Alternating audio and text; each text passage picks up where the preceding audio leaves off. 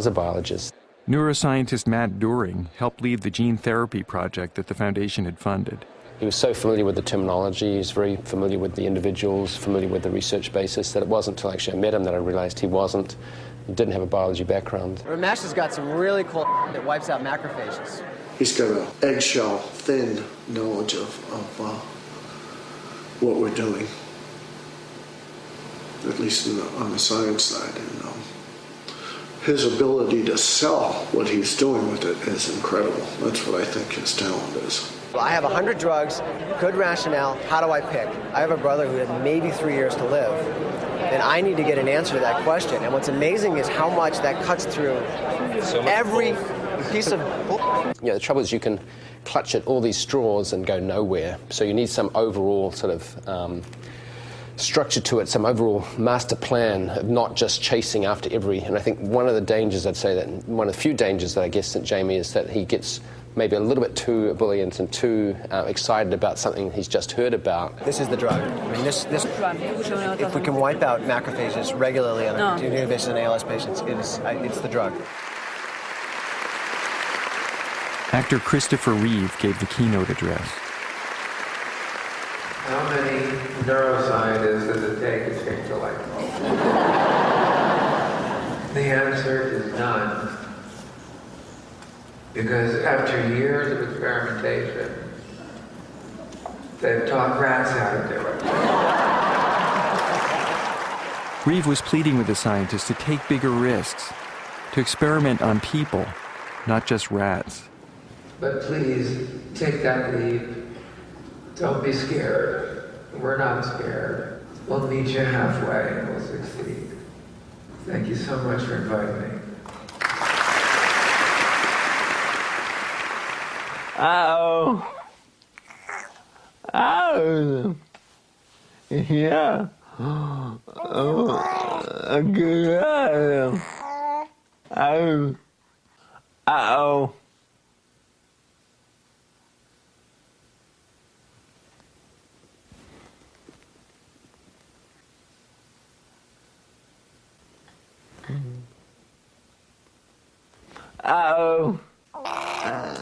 Oh, you are so very handsome. Yes, you are. He'd been filming for 9 months, and Stephen could no longer lift Alex. ALS is also called motor neuron disease because it affects the nerve cells that control your muscles, your movement. Something causes those neurons to die. Without the nerves to trigger them, the muscles wither. The mind is generally not affected. Many people with ALS die because their lungs stop working and they decide not to go on a respirator. But some live for many years, like Stephen Hawking, the physicist. About 10% of people with ALS have a genetic form that can be passed down in families. But Stephen didn't inherit his condition and won't pass it on to his children. Any new drug idea had to be tested in these mice, a special breed engineered with a human gene that gives them a form of ALS. In about 90 days, they start losing the ability to walk, and in 4 or 5 months, they die. The idea is to find drugs that slow their symptoms and extend their lives. If a drug works in the mouse model, then it has to be tried in people. The hope is that even a small life extension in the mice, several days, might translate into extra months or years for a person with ALS. By now, the foundation had tripled in size.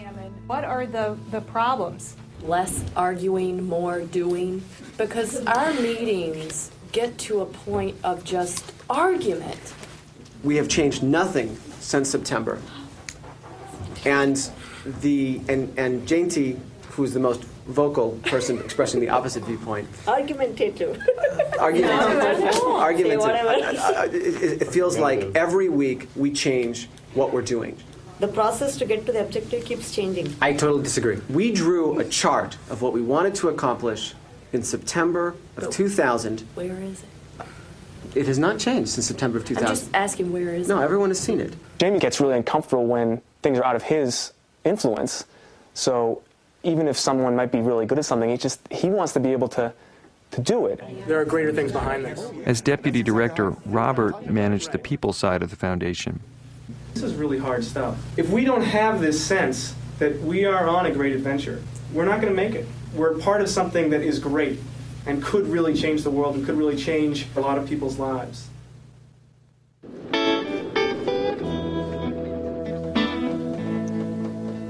I'm hoping that when we finish the bedroom and get some of the furniture out of there, it will sort of match to this room in sort of style and look. This is the sink.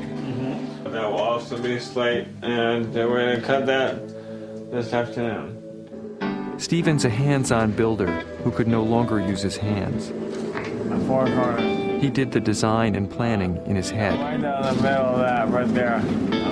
He trained Jesse Abadalamora and Tyler DeVittorio to do the physical work, talking them through every move. I want to make a cut, a rough cut by eye. Take it off? No. How are we going to cut it? We're going to cut straight down. Hey, Tyler, is that edge pretty good all the way down? It looks okay. Stephen was getting harder to understand. As his tongue muscles weakened, his speech began to slur more and more over the next 4 months. Hey, Ben. What's going on? I tend to miss a lot of jokes now that I would have told normally. You tend to miss them? Yeah, I can speak quickly. I'll just say them. Relatively soon I'll be more unintelligible, and I know people will go, yeah, I know what you're saying, even though they don't understand. People can be very condescending. And I also think listening to my voice like this over a while is irritating, so. I can deal with Stephen in a wheelchair. I can deal with all of this, and it would be great if they can stop it, but losing the voice is hard because I like to talk. No, Wendy is very talkative, which is great, but you have to be able to respond a little bit. When we first started going out, I would say, tell me a story about your childhood. Tell me a story from college. I have a lot of things to tell Wendy still. They don't just come up in day-to-day conversation. They unfold as you go along. I don't know if Ramesh told you, the foundation was formed. My brother has ALS, which is why we came into existence. A smart reason. It really is. I would prefer clinicians experimented with their patients a little. For sure. You got patients that are going to die. Someone challenged my recommendation of a drug to somebody.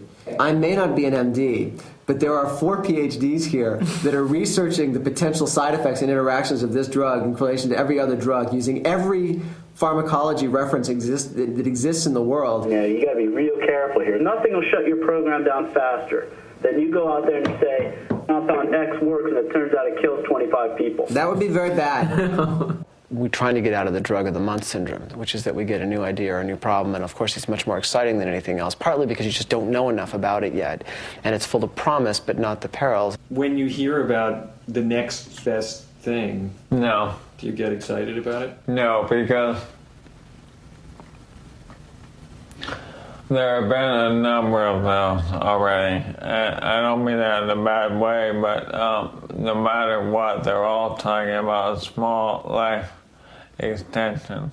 I don't think in those terms until they had something where they said, my God, the mouse suddenly threw the crutches aside and went for it. Well, you know, the most frustrating thing about the mice altogether is not that they're expensive, which they are, not that they're hard to get, which they are, is that it takes 6 months to know whether anything works. That's why time is such a bastard. I mean, it really is. That's 6 months or a year. Oh, God. He's so handsome.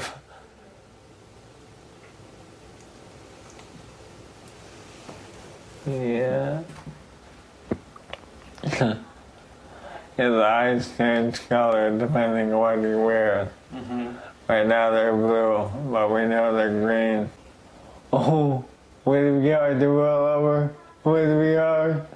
Right now you're trying to move your leg, we don't know why. Yeah. Oh. I know, Alex, I know. I know you're thinking to yourself, I want to move. I don't know how. All you gotta do is wiggle this way. Oh, boo-boo, it's okay. Oh, this hasn't really hit me that hard in the way that I've lost so much ability to do everything. That hasn't been as hard as the idea of not being able to live a long time.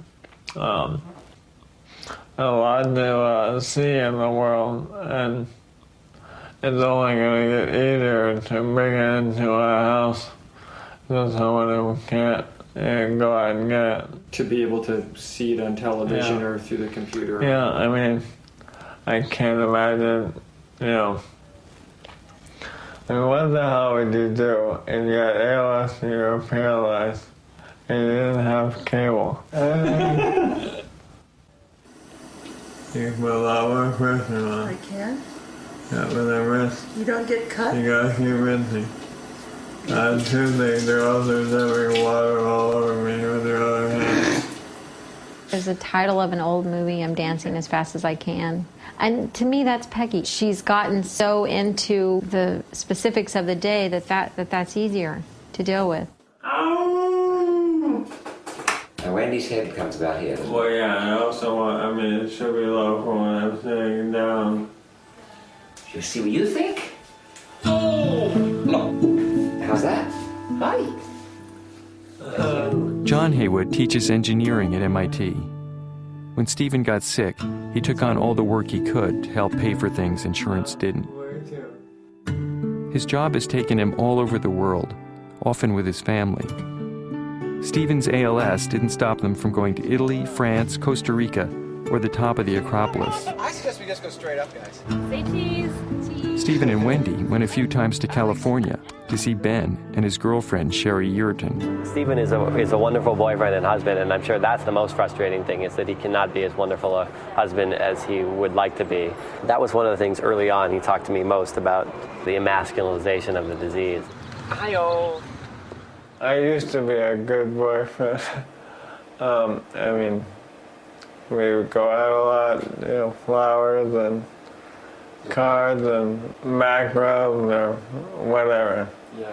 I can't do any of that stuff anymore at all. He's always worried about whether or not he's doing a good enough job taking care of me. And even for me to try and take care of her requires her input. She has to help you take care of her. Yeah. I used to pride myself on being able to make other people happy. Oh. You still do.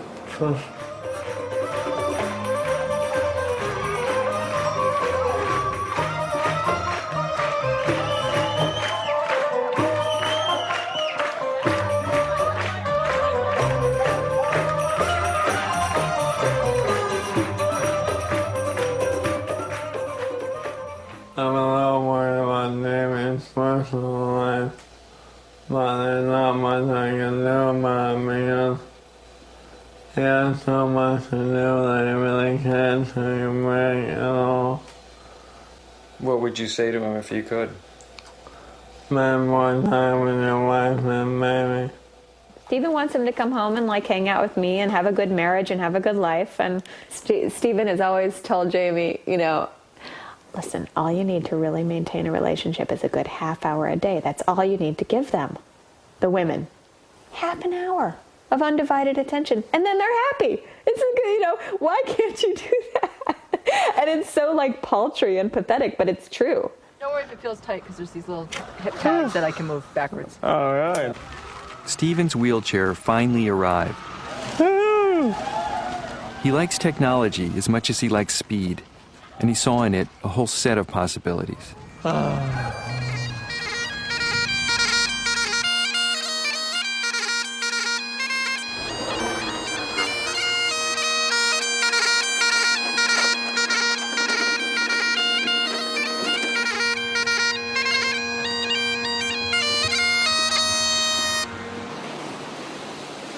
For the past 25 years, the Haywoods extended family has spent a week at the beach, by which they mean the Outer Banks of North Carolina.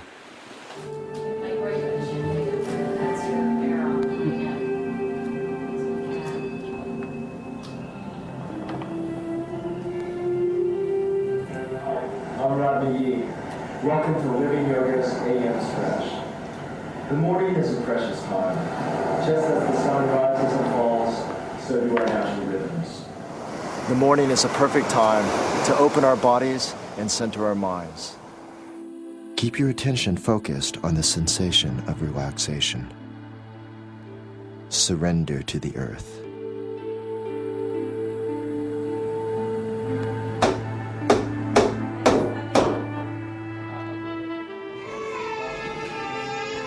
Come back to center. Legs to staff pose. Bring the left knee into your chest.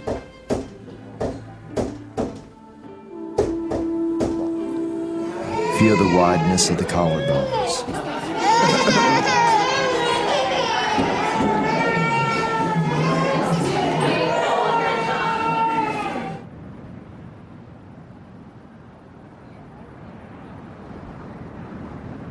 Sometimes I look over at Stephen and I see Stephen.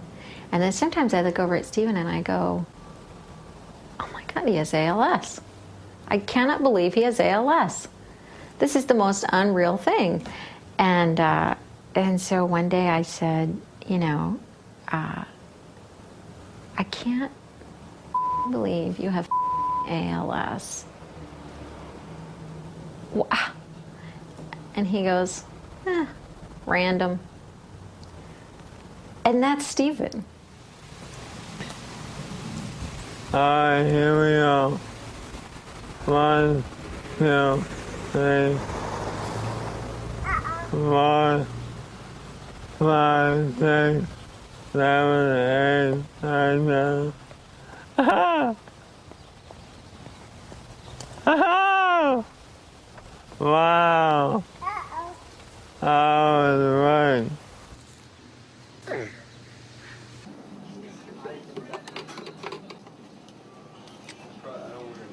When Stephen was a kid, his best friend was Ken Thompson. When he got sick, Ken came to work in the lab. We are looking at a drug that seems to have shown some potential. The drug is called Dapsone, and it has been used in the past to treat leprosy. Our mice are having an extension of life, even though they are developing ALS symptoms. Their life is being prolonged. This guy is my superstar, though. His onset of symptoms was really delayed. Do you find it hard to be around these mice? It is kind of difficult, mostly for me because I'm a friend of Steve's. And it's hard not for me to think of what his body's going through while I'm watching these mice deteriorate.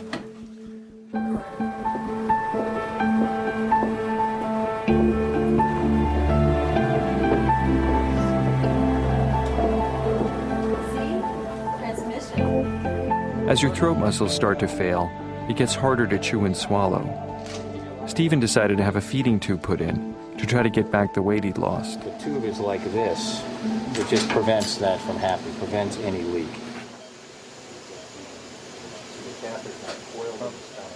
You all right? It's all done. You want to trade hands, Alex? Want to look a little sharper to you? So you can't have both. Maybe this one. In exchange for this one. All right, freak show. Robert Balazzoli. What's going on, guys? All right. Hey! One of the kind of ongoing jokes of the foundation was Stephen's history of stealing my girlfriends. You know, women would just drip off the guy. So charming, so friendly, unbelievably handsome, but so relaxed. I mean, you just sit back and you say, well, I'd love to go and hit on that girl, but what's the point? Stephen's over there. You guys ever know what happened to that hottie, hot girl? Speaking of drama queens. Quit talking about me. Different drama queen. Different former girlfriend of both of us. I went to California with Rob, who was my boyfriend at the time. We showed up in San Francisco in the apartment, and Stephen and Ben were there. And the main thing I remember is the first time I saw him. You know, he opened the door, and I thought, wow, this guy's very hot. Rob said, he likes you. So, and I try to be really subtle with Rob and say, well, that's really, that's really flattering. But inwardly I was thinking, yeah, I knew it. I knew he liked me. You don't have to answer this, but can you guys make love? I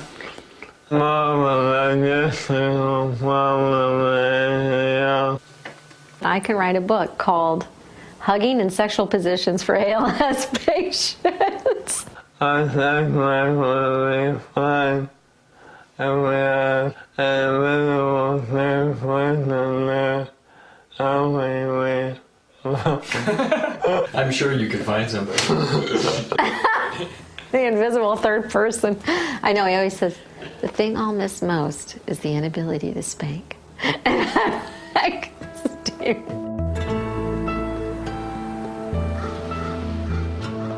By fall of 2001, the foundation had been running for over 2 years.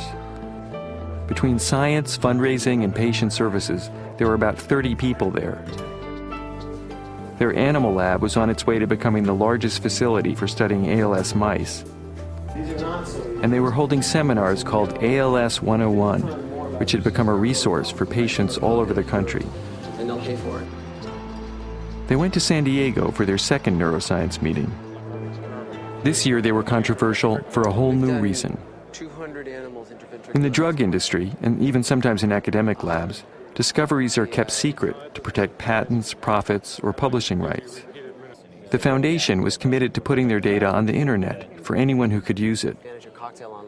But this openness also meant no peer review. No outsiders would check the data before it was made public, which didn't necessarily sit well with leading ALS researchers like Jeff Rothstein. So if you pass this by someone who designs trials, It's not peer-reviewed. as long as people know how you delivered it, what the dosing is, how often you all did that it, information here, public access. that's great. That's not how we live.